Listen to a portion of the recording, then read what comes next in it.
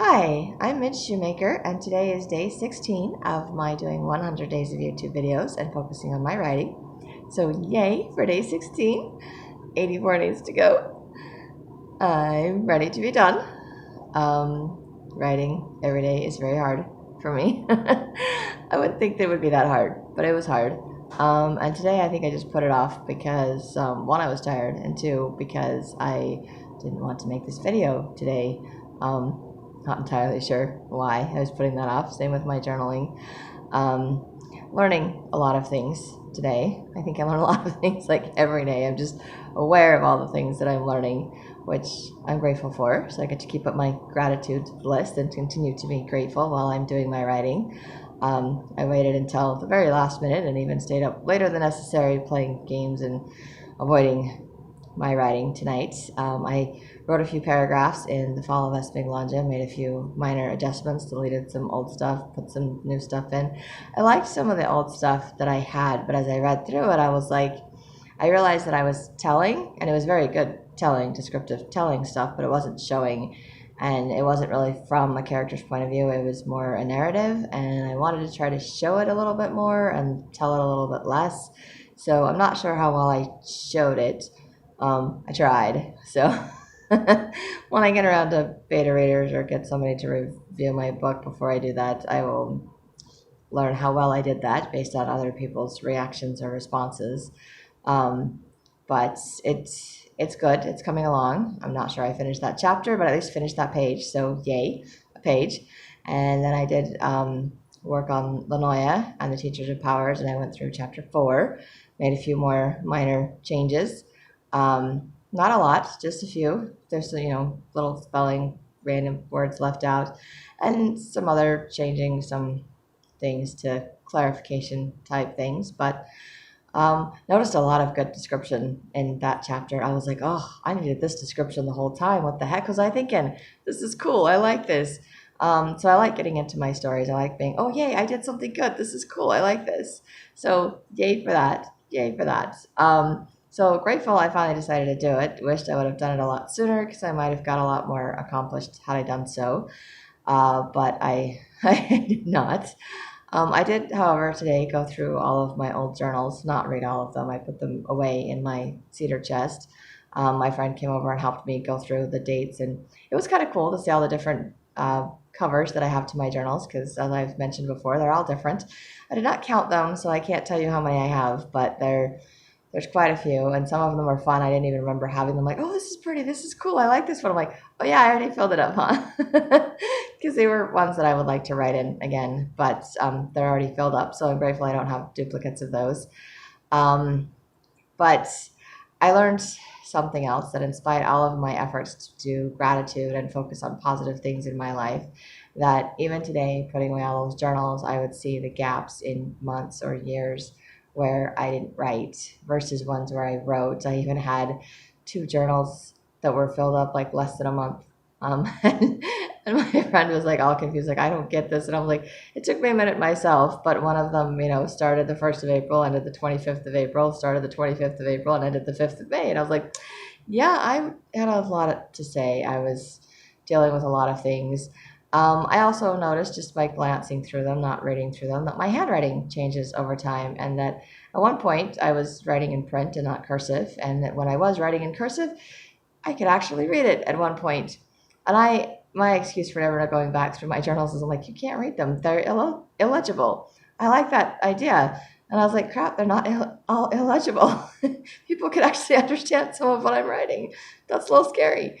Um, I don't remember everything that I wrote. I know I went through periods of time where I thought writing was kind of boring because I felt like it was mundane. I was just writing the same thing I did every single day, and I hadn't learned how to use my journals to vent my emotions, to process what I was feeling, I hadn't done 12-step for, most of my younger years when I was journaling. So I did better in college than I did like junior high, high school, elementary journaling. That was much more sporadic, as would be to be expected from that age, I would think. And then in college, I think I had a roommate that journaled all the time. So I tried to journal all the time. And she would write these short little paragraph things in her journal. And I'm like, how do you write that? Because I don't think I could go less than a page a day.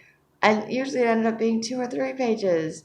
And I don't know why. And then even then it was just writing out my whole day, and it wasn't even talking about like my emotional stuff or anything like that. I was like, okay. And I mean, I remember a conference talk from President Eyring about recognizing God's hand in their lives, and writing every night before, no matter how tired you were, which I did for a while. It didn't last, but I did for a while. And then I was trying to focus on things, that were good in my life, that, God's blessings in my life. And so that helped for a little bit, for a little while. It kind of changed how I journaled. And I know doing 12-step work and having to like answer personal questions and things like that, and doing counseling, it helped me when I journaled to realize, okay, I'm upset about this. Why am I upset about this? And then the answers would come as I would journal. It would be something from my past, and I was like, cool, this is all coming out.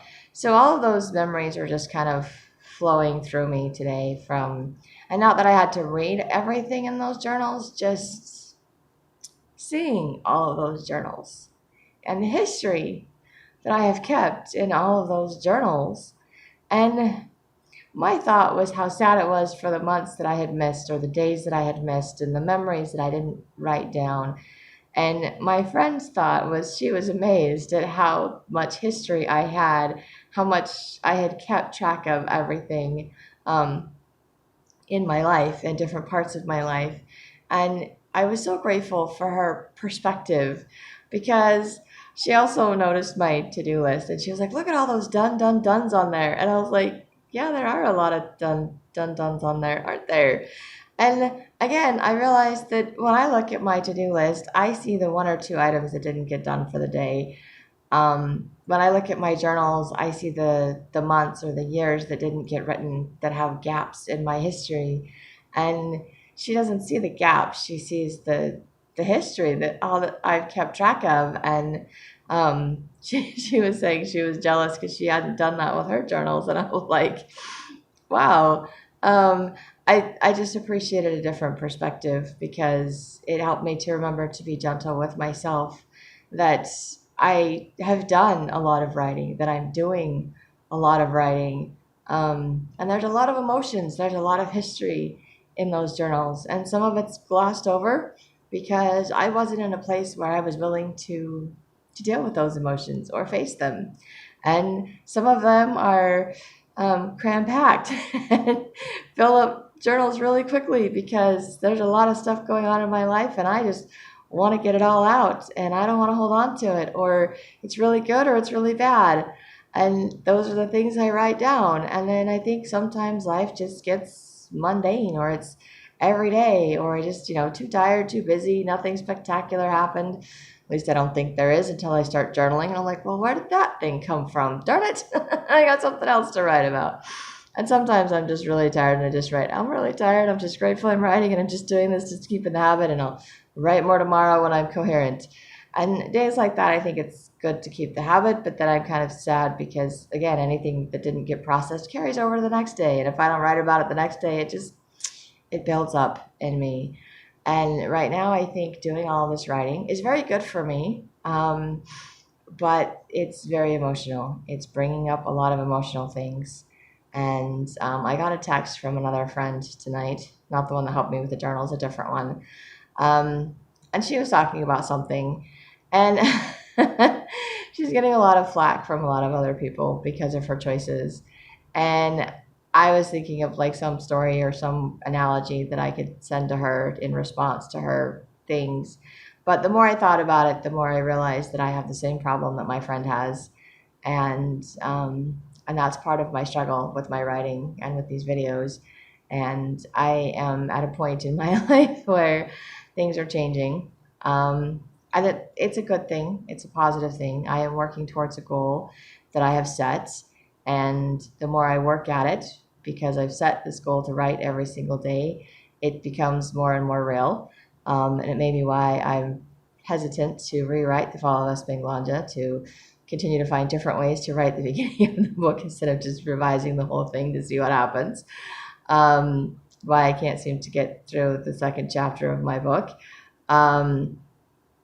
Anyway, I realized today, like my friend, and probably a lot of the anxiety that I had on Monday, is due to the fact that I'm entering a different part of my life, the unknown part of my life. That, as odd as it sounds, the the negative is comfortable for me. The negative is the norm for me. The abuse, the self-abuse, abuse from others, it's the norm for me. The neglect, the not taking care of myself, that is that is my norm. That has been my life. That is what I know how to deal with, and that is what I know how to survive. And it's not really living. It's not a good situation, and I know that. I'm well aware of that. I know that there's better out there. I see it in other people. I want it. I have friends that have better things, and I'm like, I want what you have. I know it takes a lot of work to get there, but and I've had some periods in my life, like when I first got married, before I got married, when I was doing 12-step program, when I first started doing that, I've had my little ups and downs, but I've learned a lot of things. I've learned a lot of things from counseling, been in slightly better places. But my life has a history of, and probably everyone's life has a history of, things are going really well, and then life happens and something comes along and you just kind of get knocked down and you have to get up and start over again. Well, I always felt like I was being knocked down or held down and not allowed to get up and start over again. And anytime I got up to start over again or said something, I would always get told that I was wrong or get knocked back down again or been like, okay, yeah, you can have that. You can have that. Sure, you can have that. Just kidding. I'm taking that away from you. And so when times in my life are peaceful or good or wonderful, or like when I got married and I thought, okay, this is my reward for everything I've been through. I'm finally getting everything I ever wanted. I thought it was going to last forever. I hoped that it would, and then it didn't. It all fell apart. And so for me, I think I have this underlying fear that it doesn't matter what I do, what I accomplish, that someone's going to come along and just take it away. They're going to knock me down. It's all going to fall apart. And then I wonder, is it even worth it? What's the point? And I wish I had a solid answer to that. But what I do feel like right now is that there's a purpose to my life. And I was having the thought last night that I was working on my writing and trying to figure out going to writing conferences and trying to figure out how to improve my writing to get my books published before my marriage. And then I kind of let all of that go, got caught up in the whole marriage and being a mom and all of those things. And I let that priority go. And as I've been doing these videos, as I have been trying to heal, to come out of my state of depression and everything else, because I'm like, I can't live that way. So one good reason to be doing my writing and hope for the future is because there's no hope. There's no point to get out of bed. It's very depressing. It's, borderline suicidal at points for me. It just, nothing gets paid. Everything gets overwhelming. It's just not even surviving anymore. It's just, just there, and it's bleh.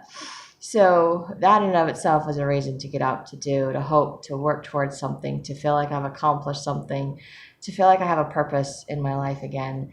And maybe it's not the purpose or the direction that I wanted to go, because I always wanted to just get married and be a mom. And that has not worked out for me. Even though I finally got married to be a mom, that still didn't really work out for me, which, it sucks. But I do the best that I can with what I have. And I can dwell on all the things that didn't work out for me. I can dwell on all the gaps in my journals. I can dwell on all the undone things on my to-do list. Or I can look and see all the journals that I have filled up, all the history, all the memories that are in those journals for all the years that I have done my journals. I can look at all the dones that I have on my to-do list, all the things that I have accomplished in my life. And I have that choice. And, but sometimes getting to that point or to this point in my life, it's still scary. It's good, but that piece sometimes is a little bit unnerving, because there's that part of my brain that I have not yet deactivated or turned off, whatever, that default setting, that's looking around going, everything's calm. It's the calm before the storm. There's a storm a brewing. You got to get ready. There's a storm a brewing. There may not be a storm brewing. Okay, there's not a storm brewing. We're gonna find a storm. We're gonna make a storm. It's there. we're gonna put everything on hold and wait for the storm to come. Oh, no storm came. Sorry about that. You want to start over? You want to try again? I dare you. That's how I feel sometimes. Really, I do. And I think I get to that where I expect the storm, I expect the worst, or everything is going good in my life. And sometimes everything going good is scarier than everything bad, because bad I know how to deal with. Bad is the story of my life. Disappointment is the story of my life. Um, Disappointing myself, disappointing others, being disappointed by others, being abused by others, abusing myself, um, being my own worst critic. That's the norm in my life. It has been. Changing that, letting go of that, is hard. It's very hard. It's very difficult. It's very scary. And doing these videos, doing this writing, is making me aware of that, of those choices. It's making me aware of how beneficial writing has been in my life and how much a part of my life it has been, going through all of those journals today, all those years that I have written in my journals. And like my friend said, she was amazed at all the years, and I saw the gaps, like all the stuff. Oh, I feel bad for all the times I didn't write. And it's like, hello, that should mean something to me. That should mean that this is my calling, that I am supposed to write, that my writing is a gift, and it's something I can use to bless the lives of others. It's something I can use to heal, to communicate with God, I think, or rather for Him to communicate with me, because I can write and feel like I get answers and responses that way. So writing is a purpose in my life. It's a direction. It's something. It's a gift that I have, and I'm grateful for my gift of writing.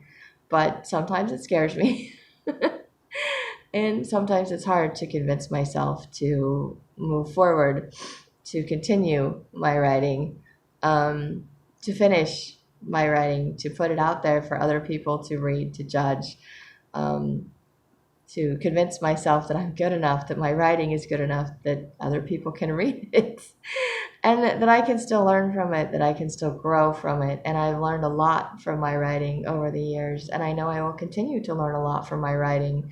Granted, most of my writing has been journaling, but now I'm learning writing books and stories that I'm hoping to at some point be able to sell one day. So I am pushing past those fears, those walls in my life. I'm sorry, like, did not mean to be crying, and keep trying to just blink the tears away, and it's not working.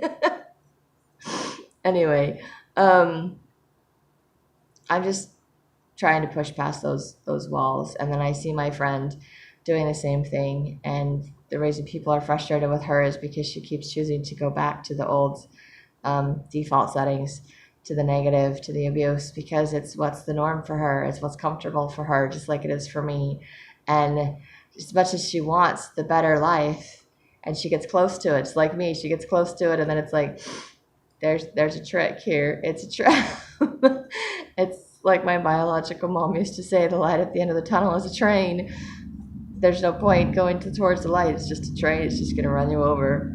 And I know it's not a train. It doesn't feel like a train. It's it feels like a wide open field, freedom from everything. But I don't know what to do in a wide open field anymore. It's been so long since I've been a kid and just been able to run and be free and have fun and not worry about what other people are thinking, not having to put up walls or barriers, and just being me. And so doing that in these videos has been challenging and scary, and made me very grateful that very few people are watching these. Although it does seem like the ones that I get more emotional about, somehow people just know, and more people watch those ones than the other random ramblings that I do. So not really thrilled about that, but I still feel like this is a good thing for me, because it helps me to track what I'm learning. It helps me to record it in a different way. I will still record it in my journal when I am done, but it also helps me to keep on track. This is kind of like my check-in for my writing, to say, hey, I did this. Like every day I did my gratitude. I'm going to get out of here and do a gratitude video. And I did that for 100 days. And I'm like, crap, now I did that. Because now that I've done that, I can't have the excuse of not being able to do my writing. So like today, I'm like, I don't want to do it. I'm tired. I'm just going to whatever. I was like, but I can't, because I did 100 days of gratitude. I can do 100 days of writing. I don't have an excuse. I'm very good at making excuses. I'm very good at stopping myself before I accomplish something. Just, right there at the goal line, and it's like, and there's the finish line, and I'm going to turn around and walk the other way.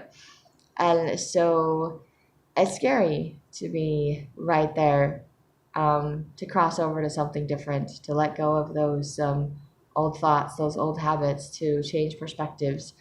And I'm grateful for my friend's perspective today. I'm grateful even for my friend that sent me those text messages about the choices she's making, and to know that God still loves her and God still loves me, and to see the comparison and be like, all right, God's showing me a mirror through my friend. I'm like, and telling me that I have the same choice my friend does. I have the choice to stop my writing. I have the choice to just give up. I have the choice to do what I've always done, which is the easiest thing for me to do. I would be miserable, but I could do it. Or I have the choice to move forward with my goals, to see the miracles that God can create in me and through me by choosing to do this, to change, to have a better perspective, a different perspective, to trust that peace and tranquility can become my new normal in my life, can be something that I seek out instead of something I run from. And I've always sought out the idea, imagined it, but every time I get close, I think I always run, or I do it for a little while, and I'm like, I can do this, I can do this. I can't do this anymore. It's freaking me out. I'm done. So I'm grateful that it has not. It's freaking me out, but I haven't stopped. I'm still going. I'm still doing, and it's still hard. And I know it's going to continue to be harder. Lots of hurdles for me to overcome. Mostly emotional ones. A lot of emotional ones with my writing that are going to come up, because not only do I have to write them, I have to feel the characters' emotions, and it's going to stir up my own emotions and other things, which is why I have to journal while I'm doing my writing to maintain my sanity while I do this. Not sure how well I'm maintaining my sanity at this point in time. Just becoming more and more aware of how much I haven't taken care of myself, how much I have neglected myself, how much I've put other people and other things ahead of myself. And I'm watching my friend do that in her situation, and not sure there's a whole lot I can do to encourage her to do differently, but I have the choice to do the same thing that I've done and do what she's doing, or to change. And I'm trying for the change. I'm trying to see the positive. I'm trying to see the blessings, to see the done on my list instead of the undone, because the undone will still be there and eventually it will get done. Just maybe it's not as important as I make it out to be. Maybe the things that I am getting done, my non-negotiable things, are the most important things. And eventually the other stuff will just follow suit because it has to. So there's that. And I am grateful for that. And like I said, I'm still learning.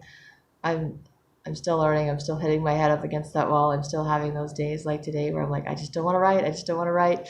I just don't want to make this video because I know it's going to make me see things differently.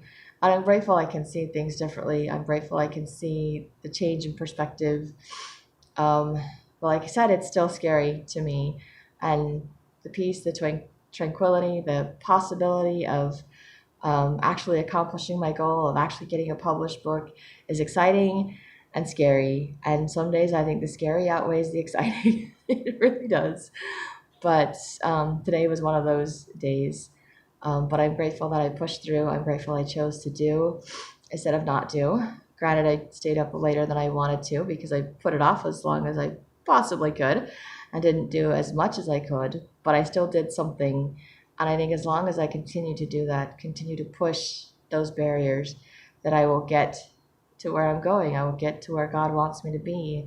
And I will be grateful along the way. I will be able to see the progress along the way, and it will be worth it. I will be worth it. I am worth it. I am worth all the struggles and everything. So the end result is going to be worth it. And I'm grateful that I can feel that way, and that I can hope for that, that I can look forward to that, that I can replace that fear with hope. I can replace that fear with faith, and I can move forward. And I hope that I can be an example to my friend, that she can do the same thing.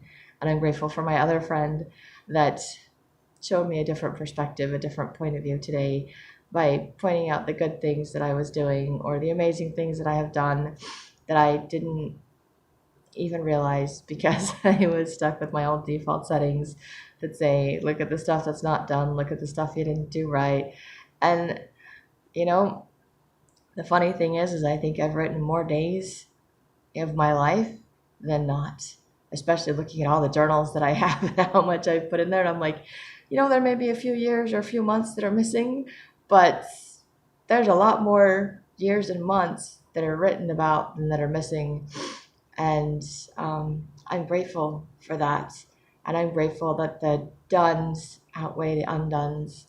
And it just reminds me that I'm doing this, that I can do this, and that I have done way more than I realized, which goes back to that crazy quote that I apparently wrote in my book years ago and didn't even realize it, that I am capable of more than I give myself credit for.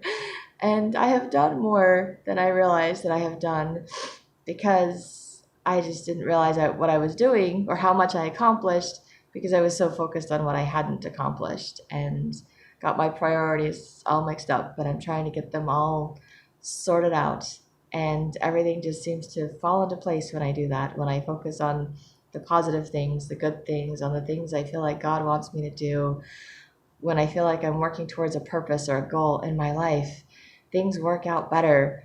They're harder, much harder, but better. And I feel better, I sleep better, I do better. And I'm grateful for all of that. And I realize I'm a work in progress. It's going to be a long time, and that my default setting is always going to be to neglect myself. My default setting is always going to be the negative.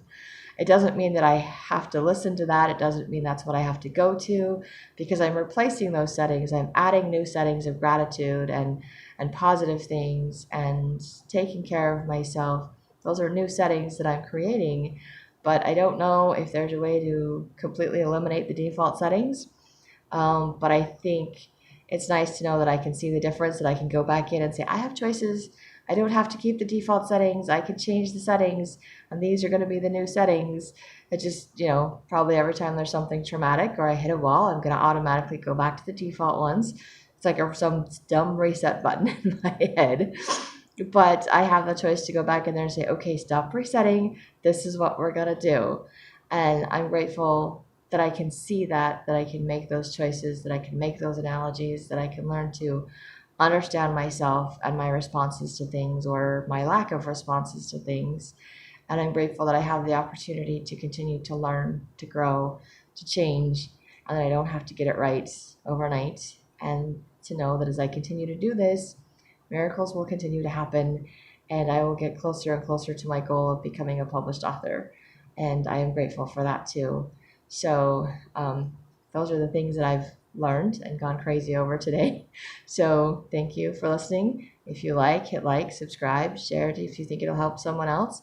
And I hope you have a great day full of gratitude and writing.